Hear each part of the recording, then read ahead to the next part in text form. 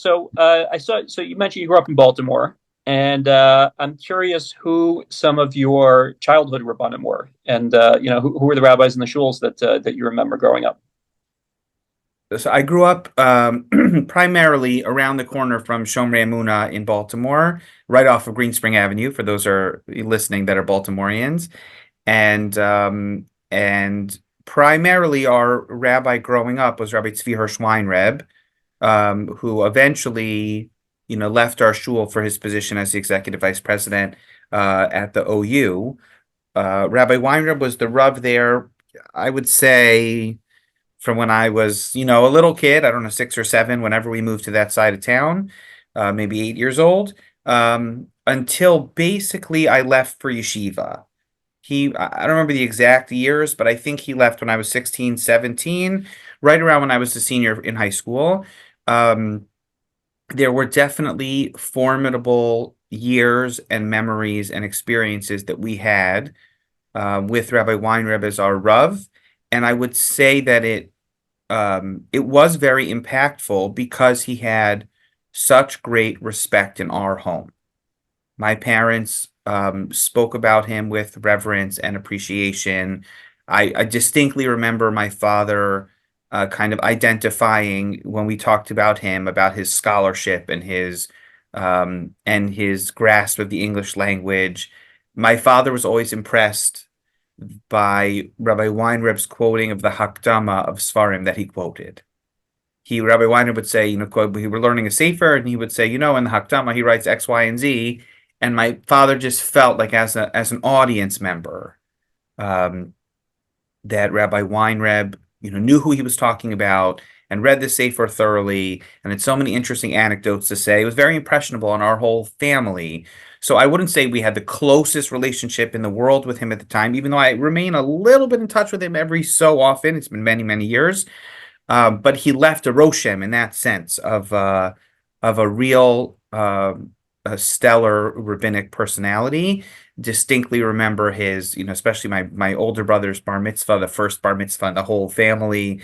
Rabbi Weinreb addressing the family on Tazria Mitzorah with all of our non-religious relatives there, and just everybody kind of being dazzled by him. It was very, very memorable and meaningful.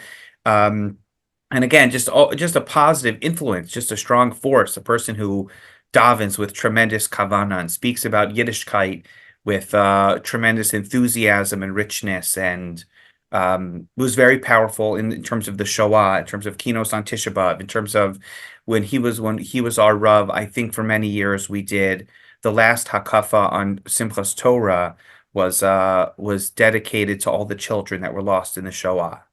And he would sing Ani Maamin and go slowly around for that Hakafa. Those kinds of impressionable memories that I had of this was someone who was of a really high caliber, and it was a mixed emotions when he left. I think everyone was happy. I was still, I was only 16, 17, but my sense was that he was, people were happy for him, but also sad he was leaving. It Yeah. also was interesting because as a 16, 17-year-old, my shul went through an elongated search process for a rabbi. Little did I know that would be relevant in my own life. I actually learned a lot. I have shared stories in my own shul about memories of prabhas that I went to as a 17-year-old kid. I was very active in shul. My parents encouraged us to be active. We felt as teenagers in our shul that we belonged there, that people cared about our opinion, which is probably not true, but was interesting to think about. And then our shul ultimately selected Rabbi David Gottlieb to serve as the Rav, which he did for a number of years until he made Aliyah. And now Binyamin Marwick serves as the rabbi there, who has been outstanding, not only to my family, but to the community. But that's after once I've been in the Rabbanis, I haven't been home very much. So Rabbi Weinreb was my childhood rabbi, and then during those formative years where I was actually thinking about going into the Rabbanas, my years in Keren B'Yavneh, my years at Yeshiva University, my years in Smicha, etc., Rabbi Gottlieb was my parents' Rav, and he had gone through that process himself. He was a young person. He was running a big shul. He had Yeshiva University, Smicha. He was a professional, and not only was he a good sounding board for me, I did reach out to him a number of times for advice along the way. And even though I was never really home because I was in Karen Biavna when he was started out, and then I was home for the summer, and I'd go to his shiurim, and then I was back in yeshiva, and back and forth, and then he made aliyah. But even during those years, I always felt he was our Rav, and we were connected to him, and he was curious how I was doing in yeshiva. And I think for my family, he also kind of made the Rabbanus reachable. That if one of my parents' children wanted to go into the Rabbanus, where Rabbi Gottlieb's doing it, he could do it, and he's successful, and it's a real career, and it has a salary, and etc., and all of those things. I think my parents saw him as a reachable professional. Maybe Rabbi Weinreb was a little bit unreachable for us in a certain sense because of that reverence. The combination of the two were very formative, and extremely, extremely positive, and I consider that to be a big bracha in my life. Yeah. So I'm curious what maybe identifiable takeaways you have from Rabbi Weinreb and or Rabbi Gottlieb that you can pinpoint and say, I got that from them, or I used that, or that's something that I learned from them.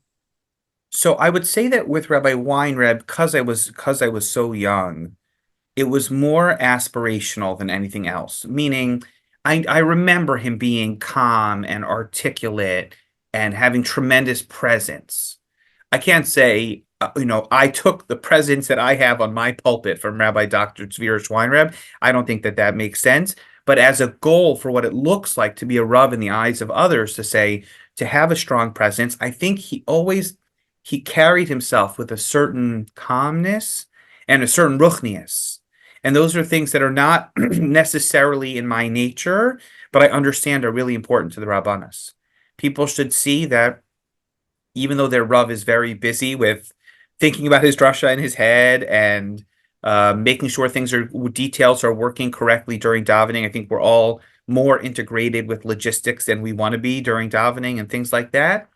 But davening is important to your Rav. I remember him; he was a real davener. I think Rabbi Weinreb wore a gartel, wears a gartel, so it was also not that I'm a Hasidic person in that way, but I just felt like there was he had a dalifnei miata omed kind of orientation towards davening with patience and with kavana.